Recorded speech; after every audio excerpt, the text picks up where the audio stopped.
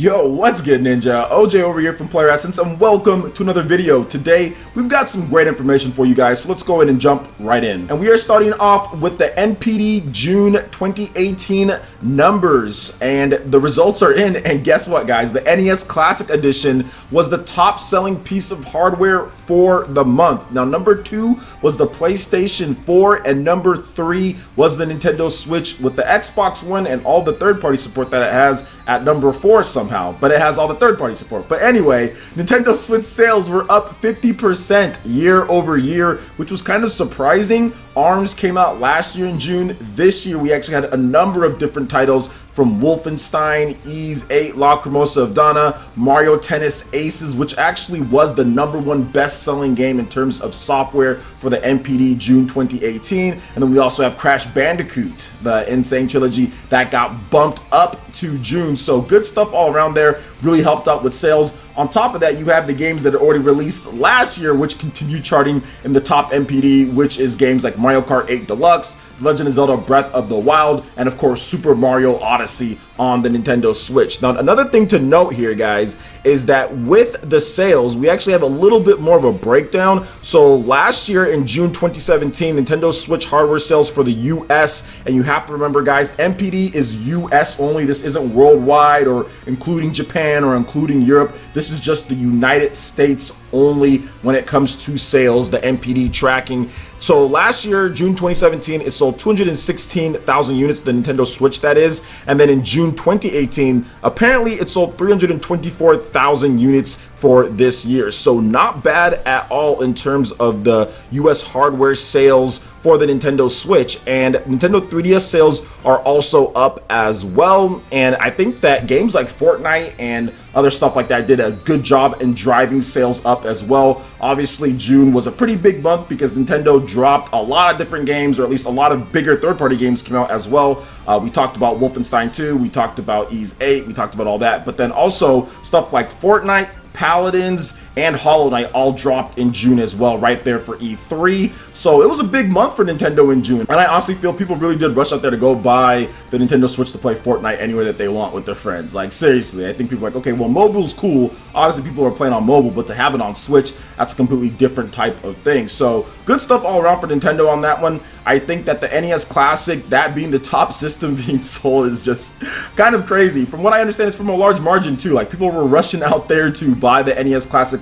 I actually have one myself, the NES Classic, so people are buying it. It's only $60, so I think that's the biggest thing here too, is that the price, right? The lower the price of your system, the better the chance it's going to do well, but it's not like Nintendo's releasing any new games for this thing. I think it's just for novelty and people wanting to be collectors to have it. These are old games that many people have bought over and over, but it's only $60. I bought one myself and haven't even opened it. It's just sitting right behind me. So that's funny. It's funny, but hey, people are going to continue buying it. Also, people are buying it because they think that it might be a collector's item later in the future, right? I think that's also a thing, just because Nintendo actually did a first print run of the NES Classic Edition and it sold so quickly, and they just didn't expect people to buy it as much. So it sold out and people were angry and people were mad. You're artificially creating demand for this to drive up prices and scalpers and all that. That was like a whole big thing last year. So Nintendo looks like they're taking care of that. Anytime that I have went to the store to just buy anything, like at Walmart, I always go by the video game section and there's always a bunch of NES classics. So it seems like it's in stock pretty much in most places. Whenever I go to Best Buy, I see them there. I see them in my Walmart. So looks like it's in stock, and it paid off because it's the #1 selling system for the month of June. So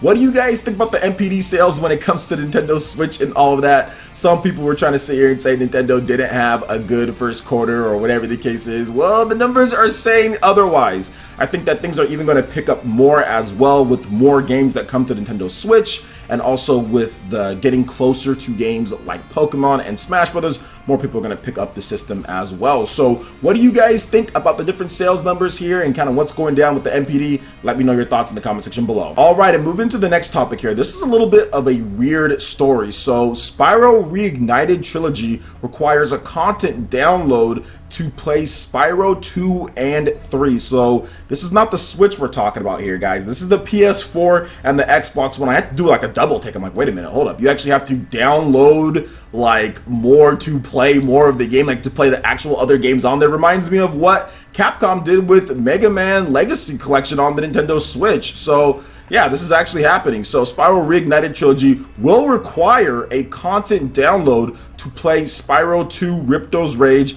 and Spyro Year of the Dragon. The collection's official website revealed. Now, the original Spyro the Dragon will be playable without any content download. Sypro Reignited Trilogy is due out for the PlayStation 4 and the Xbox One on September 21st. So when you do this for the Nintendo Switch, it's a little bit weird because the Nintendo Switch has cartridges.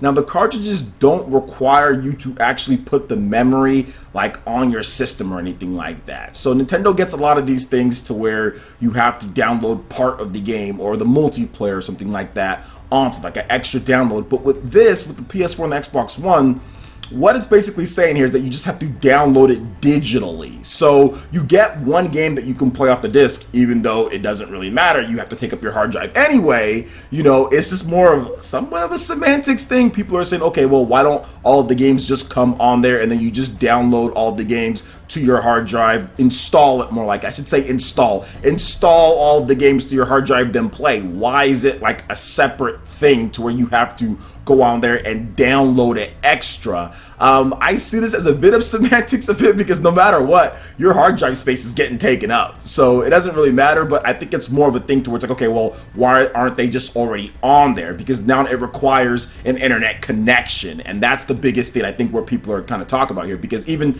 if you don't have an online connection, you can still install something to your hard drive, but this just requires the internet connection to finish what it is. This is something, like I said, usually happens with Nintendo Switch stuff. I mean, we saw with Mega Man Legacy Collection 1 and 2. We saw with Mega Man X Legacy Collection 1 and 2, where you get Mega Man Legacy Collection 1, and then you have a download code for Mega Man Legacy Collection 2. Technically, you're getting both of them, but there's still an extra download internet connection required in order to play that next game. So I think that's the biggest thing there. People rather just be able to put the game into their system and just install it to their hard drive and play from there. But it's not like you save any space or anything from the games being on there. It's essentially the same thing. It's just the whole internet connection thing and it not being on the actual disc. But at the end of the day, it still takes up all your hard drive space, no matter whether you download it from the internet, whether it already comes on the disc. It's the same thing on the PS4 and Xbox One. So kind of a semantics thing, but the whole online, you have to connect there. So it is what it is. If you want to play the game, you'll play the game. If you don't, then you won't. So what do you guys think about the Sypro Reignited Trilogy requiring some extra content download to play Spyro 2 and 3? Apparently, like Blu-ray gigabytes should be more than big enough to hold all this game, or at least that's what people are saying, but we have to wait and see. So what do you guys think about this? Let me know your thoughts in the comment section below. All right, and moving into the final topic for this video, Fire Emblem Heroes crosses the 400 million revenue mark. Now remember, revenue is not the same as what they bring in. Revenue is just all the money that's generated. We don't know about the profits yet, but revenue, Fire Emblem Heroes is doing pretty well. So Sensor Tower has put out a new report on Fire Emblem Heroes, and it seems the game is showing no signs of slowing down anytime soon. It's far and away the biggest mobile moneymaker for Nintendo. This is over Super Mario Run and over Animal Crossing Pocket Camp. So here are some more bullet point details. Fire Emblem Heroes, the game. So it has surpassed 400 million in player spending across the App Store and Google Play. Fire Emblem Heroes revenue to date is more than 6 times greater than Super Mario Run. Fire Emblem Heroes revenue to date is 9.5 times greater than Animal Crossing Pocket Camp. 52% of the spending has been on Google Play, with the remaining 48% on Apple's App Store. Players in Japan account for the majority of the game's revenue at approximately 56%. US players come in at second at 31%. So Japan pulling the weight on that one. So the game has crossed more than 20 million per month since launch on average. Players spend more than 23 million on the game worldwide during June, its second highest earning month since launch. So people are really invested in all the new content and what they're bringing to this Fire Emblem Light type of experience, which it is what it is. I played Fire Emblem Heroes for a bit and I can't play it on like mobile. I'm not a big mobile player. So if they ever decided to bring it over to the Switch, I'd probably pick it up and just play the game just for fun. But I can't play it on mobile. It takes up too much of my space on my phone, and it just like is a battery suck. Like it drains your battery. Just so, I mean, that's how all mobile games are, but that one in particular seems like it's pretty bad at times, at least with my phone. I know I played it on like my Nvidia Shield and it wasn't too bad there. So either way, I'm not big on mobile, but it's good for Intelligent Systems. They have a lot of extra revenue that would have never been coming in. I mean, because Fire Emblem games